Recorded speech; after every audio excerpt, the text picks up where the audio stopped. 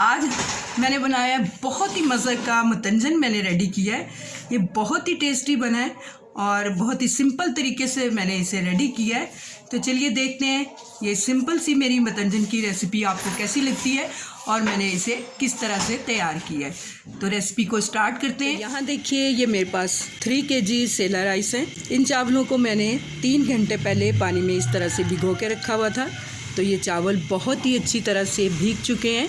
इनका पानी मैं ड्रेन कर देती हूँ, फिर दिखाती हूँ आपको। यहाँ देखिए चावलों का पानी मैंने अच्छे से ड्रेन कर दिया है। इन्हें मैंने इस तरह से एक छलनी में रख दिया है। तो अगला प्रोसेस दिखाती हूँ आपको कि इनको बॉयल हमने कैसे करना है। यहाँ देखिए मैंने एक बड़ा पतीला लिया है, हाफ पतीला मैंने पानी का रखा है इसमें। तो इसमें मैं 2 चम्मच भर के नमक के ऐड करने वाली हूँ। इसे ढक देंगे, पानी में बॉयल आने देते हैं, फिर मैं इसमें चावल ऐड करूँगी।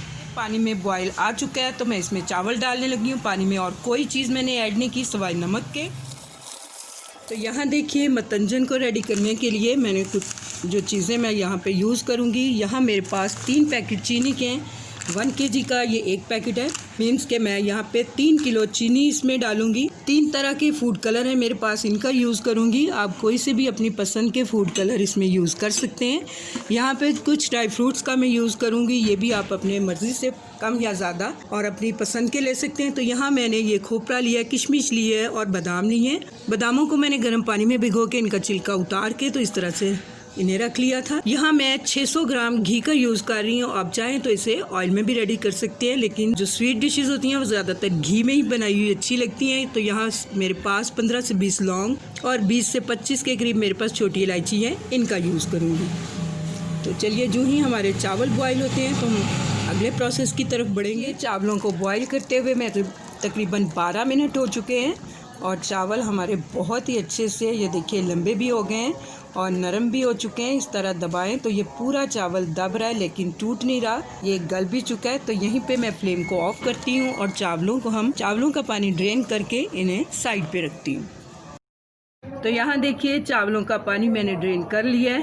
तो ये देखिए बहुत ही अच्छे से चावल हमारे बॉयल हुए हैं और बहुत ही खिले खिले से चावल हैं ये। तो यहाँ देखिए मैंने चूल्हे के ऊपर अपने पतीले को रख दिया है।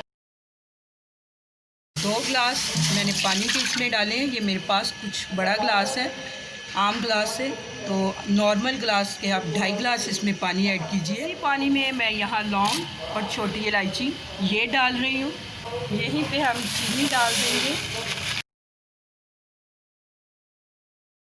चीनी ऐड करके हम अच्छी तरह से इसे मिक्स करेंगे। देखिए पानी बिल्कुल परफेक्ट है कि चीनी हमारी अच्छे से इसमें डीप हो चुकी है। जो ही चीनी अच्छी तरह से पानी में मिक्स हो जाएगी फिर मैं दिखाती हूँ आपको। बहुत ही अच्छी तरह से मिक्स हो चुकी है। तो इसी स्टेज पे आके इसमें मैं ये घी डाल रही हूँ। कुछ देर के लिए हम इसे पकने देंगे। जो ही इसके ऊपर हल्की सी आपको झाग नज़र आना शुरू हो जाएगी, इस तरह से ये झाग बन रहे हैं और बनेंगे इस तरह से, तब मैं इसमें चावल डाल दूँगी। तो यहाँ देखिए ये सारी बहुत ज़्यादा झाग आपको नज़र आ रही होगी। इसमें घी बहुत ही अच्छी तरह से मिक्स हो चुका है शीरे के साथ। तो इसी स्टेज पे मैं इसमें चावल डाल दूँगी। फुल फ्लेम पे मैं इस वक्त इसे पका रही हूँ। देखिए चावलों को पकते हुए 6 से 7 मिनट हो गए हैं और शीरा अभी भी बाकी है। फुल फ्लेम पे अभी भी हम इसे कुक कर रहे हैं। तो मैं दिखाती हूँ आपको तकरीबन 5 से 6 मिनट के बाद। तो यहाँ देखिए 5 मिनट के बाद पानी काफ़ी हद तक ड्राई हो चुका है। तो यहीं मैं इसमें फूड कलर ऐड करती हूँ।